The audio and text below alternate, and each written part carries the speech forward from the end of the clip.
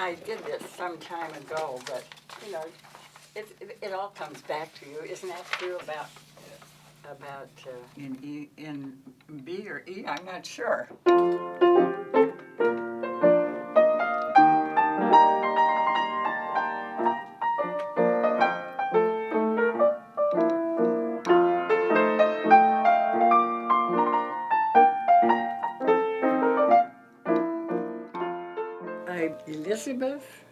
I'm Elizabeth Hines Martin. I'm from Chicago, Illinois, born in Chicago, married in Chicago. That's me when I was a freshman or sophomore at Illinois. It's better looking than I am now. We grow old and have to have help, and it's done in the nicest way. And here's my stack of music, and this is classical, and now this is Life of the Party. That explains my object in life, life of the party.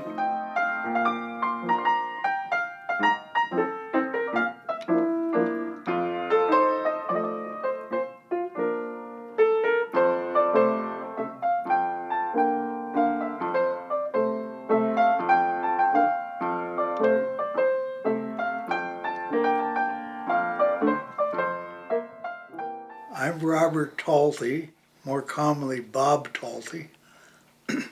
I'm 83 years old. I was born in Minneapolis, Minnesota, but most recently came to Royal Oaks from Arcadia, just about, 5 miles away. Oh, well, I'm Dorothy Talty. I came here with my husband, Robert. We like it here very much. We have quite a few friends here. Everybody here has just been tremendous. If we were still living in the apartment from which we came, we had with the garage, then a flight of stairs to the kitchen, dining, living room area, and then another flight up into the bedrooms. Each one was 14 steps. That was just, It was a lot. that would have been an awful effort under some of these times when we were sick. So we don't have to worry about it here. My name is David Case, and I'm 77 years old. But inside me is a 25-year-old trying to get out. This is the Hacienda Mobile Home Park, and everyone owns their manufactured home. There are no rentals. It's 50 or older. It's a nice, quiet place to live. It's secure. We don't have any crime. I can do what I want to here. But when you're in a rest home or any one of those kind of places, you're confined. I mean, you're there, and you got to see the same people every day. You got to eat with the same people every day. There are those, who say, oh, I'm not going to go into a retirement home. I'm going to keep my own house. But they forget that they'll run into problems. And your problems are taken care of. When you move in, you have a decorator come in, and she can place your furniture for you pretty well. You come up here and everything's all ready for you. Your clothes are in the drawers and everything. It's just Not quite. Not quite. Almost. Yeah. Everything may be here, but it's not where you think it is. So you spend about the first 6 weeks trying to locate everything. My stuff's in her drawers. Her stuff is in the kitchen drawers. You never know where it's going to be. But it's all here. It's here. But it isn't where you would think it should be. Yeah. Here's where we live. That's where we live. It's very hard to downsize. Yes. It's amazing how much junk you can accumulate in 50 years. But it's not that simple in the sense that you never take the stuff you should have, and you end up bringing in a lot of stuff in here that you'll never use. Don't need. And so you got to gradually, bit by bit, get rid of it. But you basically go through your house, look at almost everything and think, well, should I throw it or keep it? And you keep too much. People say, "What do you do with your life, Dave? You're always gone." You know, I'm always waving to somebody as I'm driving out of the park. I go to the doctor on my own. I drive to auditions in LA for short films and so forth. My granddaughter was telling me, you know, I did a music video for Avril Lavigne. And one of her classmates, when she found out that Anissa's grandfather was in the music video, she said she wanted to meet me because she thought it was well done, I guess. But anyway, she's my first fan. Bye, love you. Love you, honey. See you soon, okay? I'll see you tomorrow. Alright, love you. Okay, bye, honey. I think it's a mistake to isolate oneself totally with people of one's own age. I think that's, you know, is a way to grow older fast. You keep interacting with all of these older people who kind of look in one way or another like you do. And I think it hastens the process. The releasing of whatever hold you have on youth. This place is kind of like a small village. Everybody knows as much as possible about everybody else. We kind of all hang together. But you don't find anybody sitting in a corner feeling sorry for themselves. And that means a lot.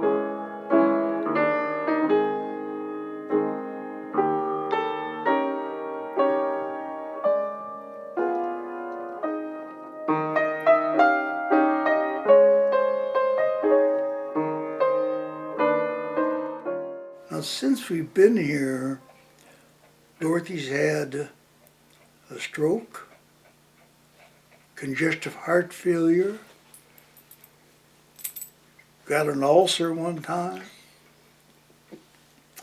I had open heart surgery,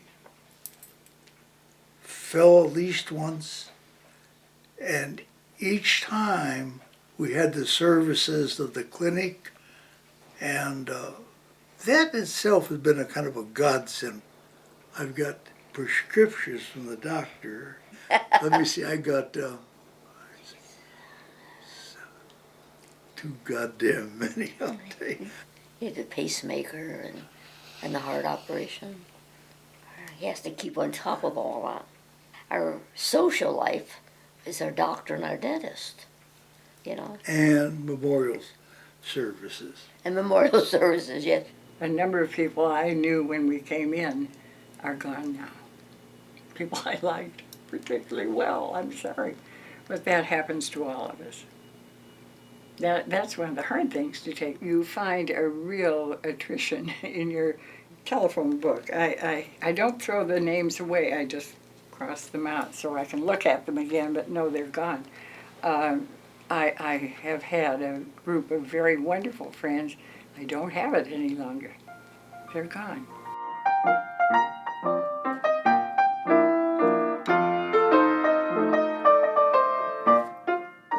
This is my wife Kinuko and I when we first met in Japan. And I never forget that doctor when he was standing there. He gave, he might have been all night in the hospital or whatever, but he gave right at the time when he told us, he had a big yawn. As if he was telling something else really boring. And that was the day that he gave us the news. And he said, it's terminal. And I asked him, how long does she have? And he said, we estimate maybe 6 months. But when we returned home, we were both holding it in. And when we walked into the house, we fell into each other's arms.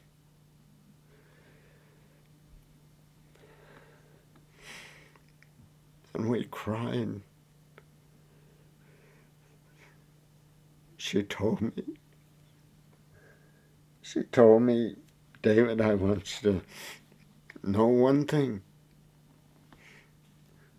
She said, I don't regret one moment of our life together.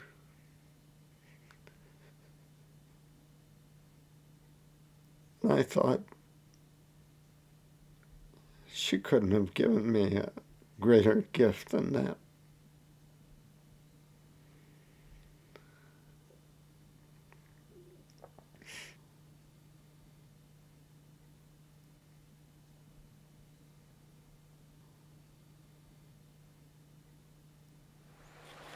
We had a condominium on the Arroyo, and we loved that, and we walked a lot and enjoyed the outdoors. And then Ed had a stroke, and he could not come upstairs. He was bedridden, and we came here.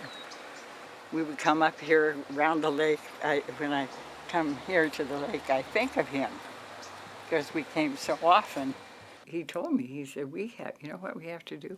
We have to provide for ourselves when we die. Ooh, I said, I don't want to talk about that. Then he said, well, we're going to have to.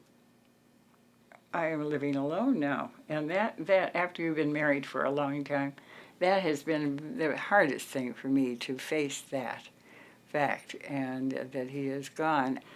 We had so much fun, and we shared things, and I miss that terribly.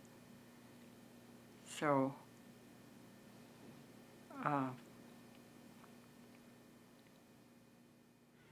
When you're in love, that first experience it consumes you.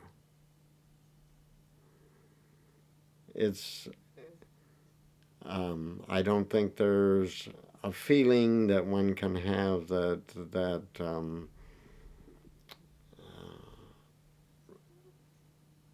is equal to it. It's consuming. I'm not afraid to die. One day, when I go, we will be together again. So I look upon it as a new experience. I love you, darling. We've been married 54 years. And at least once a day, I ask myself, am I better with her or without her? And the answer always comes back, with her.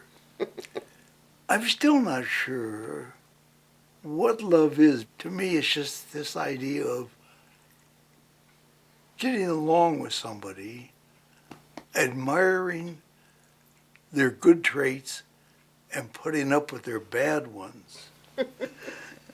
And I guess that's the best way I can describe it.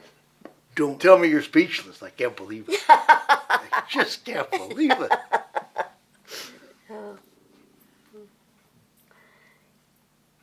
I think you said it okay. I'll buy that. your life changes, you fill it with something else, but it's a wise person who acknowledges that she is now alone and you're going to have to do some useful things or worthwhile things. Now I'm being busy over here, gardening, as you know, and playing the piano. Ed was my best fan. He'd come in, oh, isn't she wonderful? Isn't that fun? He had a wonderful smile, famous smile. Well, I thought it was. But he was a cute guy. Lots of fun and good sense of humor.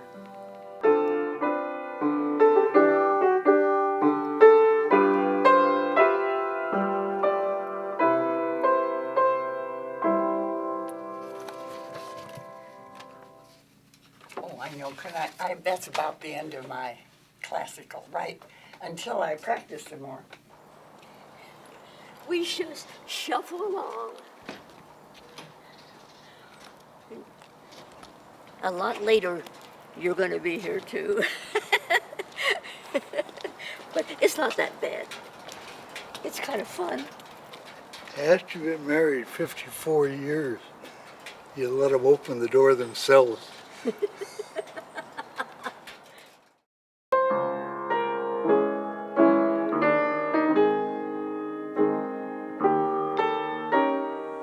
Nothing is forever. Everything changes.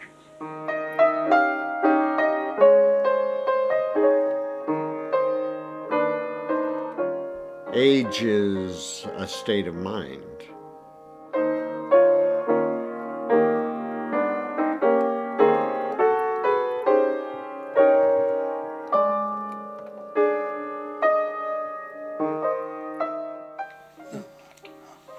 I'm waiting for another question. Okay.